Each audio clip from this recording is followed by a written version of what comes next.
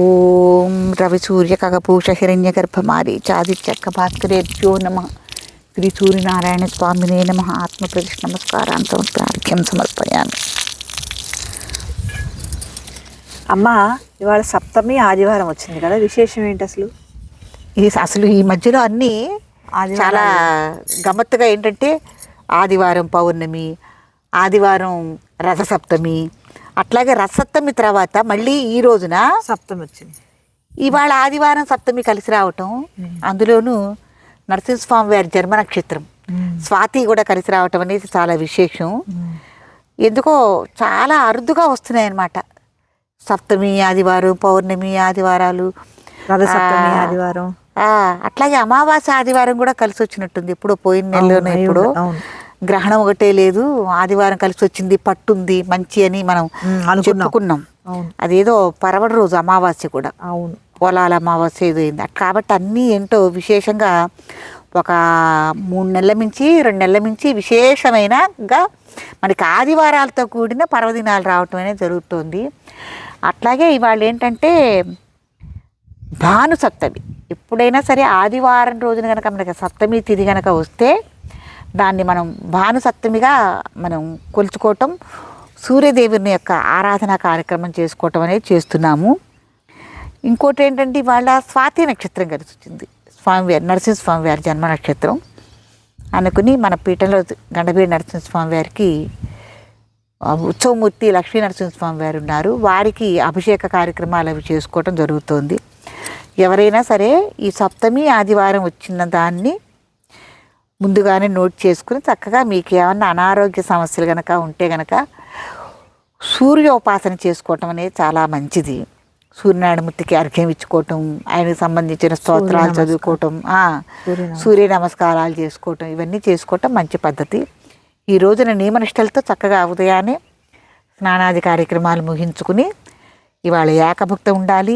సూర్యదేవుడికి సంబంధించిన పూజాది కార్యక్రమాలన్నీ చేసుకుని, మీ ఇష్టదైవాలకు కూడా పూజాది కార్యక్రమాలు చేసుకుని ఏకభుక్తం ఉండి, తర్వాత నియమనిష్టలతో చిన్నుల్లిపాయ పెద్దల్లిపాయ ఏం తినకుండా ఉండి ఈ సూర్యోపాసన, సూర్యుని యొక్క ఆరాధన చేసుకోవాలి.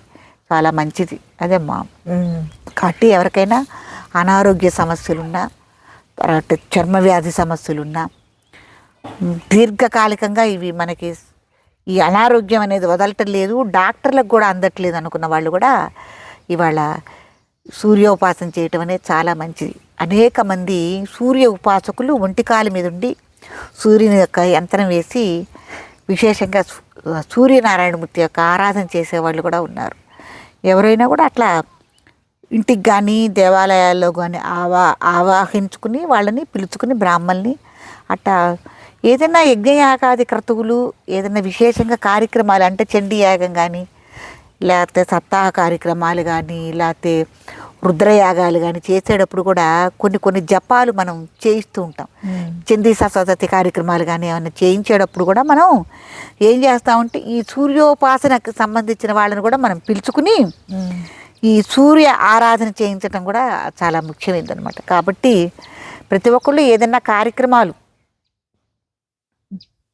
పెట్టుకున్నప్పుడు మనం ఈ సూర్య సంబంధించిన ఉపాసన కార్యక్రమాలు కూడా చేసుకోవటం అనేది అందుకే అంటారేమో ఆరోగ్యం భాస్కర కదా. కాబట్టి ఉదయాన్నే లేచి ఏ సమస్యలున్నా, అనారోగ్యం సమస్యలున్న వాళ్ళు తప్పకుండా సూర్య ఆరాధన చేసుకోవటం అనేది మంచి పద్ధతి. కాబట్టి చక్కగా ఈ రోజున అందరూ సూర్యుడి గురించిన ఉపాసన చేయండి. ఎవరైనా ఇప్పుడు కూడా మీరు ఈ విషయం తెలుసుకోకపోతే తొందరగా 2 చెంబులు నీళ్లు పోసుకుని సూర్యుడికి రాగి చెంబుతో అర్ఘ్యం ఇచ్చి ఇంత బెల్లం ముక్క స్వామివారికి నైవేద్యం పెట్టి సద్వినియోగపరచుకోగలరని కోరుకుంటున్నాను. మన నుంచి సూర్యుడికి వెళ్ళేది మాత్రం అర్ఘ్యమే. ఆయన తీసుకునేది శుద్ధ జలాలు, మనం ఆయనకి సమర్పించడమే. ఆయన కోరుకునేది అది ఒక్కటే అన్నమాట. కాబట్టి మనం ఇక్కడ ఏదైనా ప్లేట్లో బెల్లం ముక్క నైవేద్యం పెట్టమనేది ప్రధానం. ఆ బెల్లం ముక్క నైవేద్యం పెట్టిన దాన్ని మనం స్వీకరించాలి. అందుకే ఆరు బయట మనకి తులసి కోట ఉంటుంది కదా. తులసి కోట దగ్గర పూజ చేసుకున్నప్పుడు, దీపం పెట్టుకుని పూజ చేసుకున్నప్పుడు ఈ చెంబుతో కాస్త నీళ్లు తులసమ్మలో పోసి సూర్యనారాయణమూర్తికి అర్ఘ్యం ఇస్తాం ఆడవాళ్ళు. అప్పుడు తులసికోట చుట్టూతా కూడా 3 ప్రదక్షిణాలు ఇప్పుడు చేస్తే ఆడవాళ్ళే ఇవ్వాలి మగవాళ్ళే ఇవ్వాలని ఏమి లేదు, ఏమీ లేదు. సూర్య ఆరాధన ఎవరైనా పిల్లలే ఇవ్వాలి పెద్దవాళ్ళే అదేం లేదు. వయసుతో నిమిత్తం లేదు, వయసుతో నిమిత్తం లేదు, ఆడ మగ అని లేదు, చిన్న పిల్లలని లేదు, ప్రతి ఒక్కళ్ళు ఆచరించుకోవాలి. అసలు సూర్య నమస్కారాలు చేయటం అనేది క్లాసులో ఒక సబ్జెక్టుగా పెడితే అసలు అనారోగ్య సమస్యలే రావు. Correct correct. చాలా మంది యోగా చేసేవాళ్ళు కానీ ఎవరైనా కూడా ఊబకాయం ఊబకాయం వాళ్ళు కానీ సూర్య నమస్కారాలు చేసుకోవటం అనేది చాలా మంచి పద్ధతి, చాలా మంచి విషయాలు. ఇవన్నీ మనం తెలుసుకోదగ్గ విషయాలు. సర్వే జన చాలా చక్కగా వివరించారు కదా.